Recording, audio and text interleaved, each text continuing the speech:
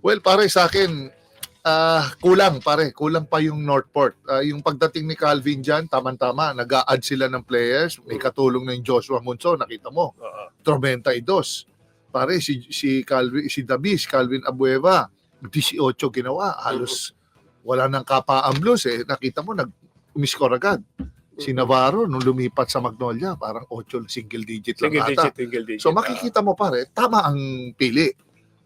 Nakasama niya pa si Halalo, nakasama niya sa Magnolia Hotshot. So medyo familiar na itong tao. Tapos yung iba siguro dyan, kakampi niya sa larong labas. So ito si Calvin, mga minor na lang adjustment. Pero hindi niya kayang dalhin sa finals to. Nandiyan pa yung Sydney Onwubere, pare. Kate Flores, Bulanadi ba, nandiyan din. Oo. Very promising yung team. Same goes with Magnolia Hotshot na hindi na rin gumagalaw ang performance for the past how many years. So pareho lang din. So quality tama lang din pero kailangan to pare, kailangan makakuha ng solid na center. Tama. Yung mga pinalitan nila dati, hahanapin nila yon.